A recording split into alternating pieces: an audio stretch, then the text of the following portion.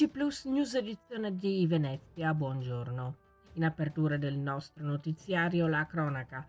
Capisco che stiano aumentando i consumi elettrici, ma una città turistica non si può permettere questa situazione che crea un danno d'immagine, soprattutto con la clientela straniera abituata al surplus energetico.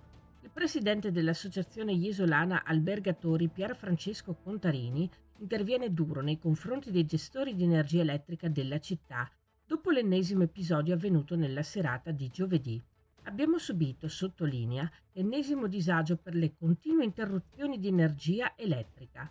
Un danno per tutti coloro che hanno un'attività, un disagio per i turisti che si vedono privati di servizi anche essenziali. Nel complesso per la città che si trova a subire questa situazione diventa un danno d'immagine di cui farebbe volentieri a meno.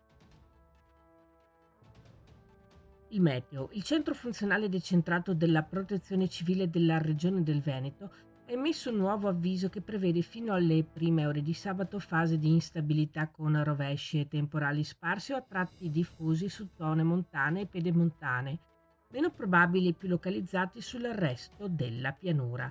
Saranno possibili fenomeni intensi, forti rovesci, locali grandinate e forti raffiche di vento. È possibile inoltre un innalzamento dei livelli della rete idrografica secondaria, un rigurgito dei sistemi di smaltimento delle acque piovane con allagamenti di locali interratti e oppure sottopassi.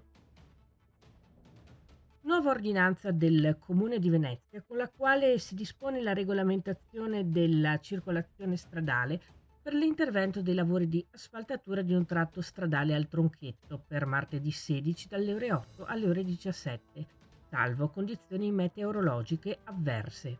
Riguarderà le zone vicine alle aree di cantiere per l'intervento lungo la rampa dal termine del Ponte della Libertà dove è presente lo svincolo semaforico fino alla rotonda d'ingresso al ponte Peppino impastato.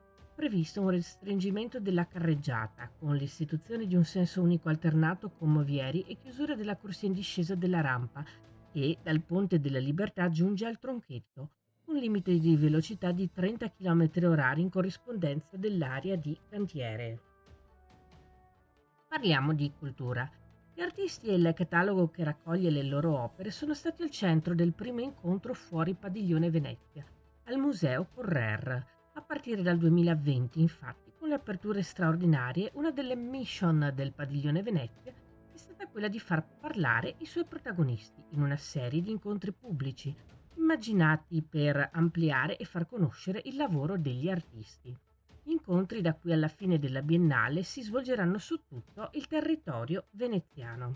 Il catalogo di sestante domestico presentato ieri vuole aiutare il visitatore a esplorare le rotte di cielo e di terra tracciate nel padiglione medesimo.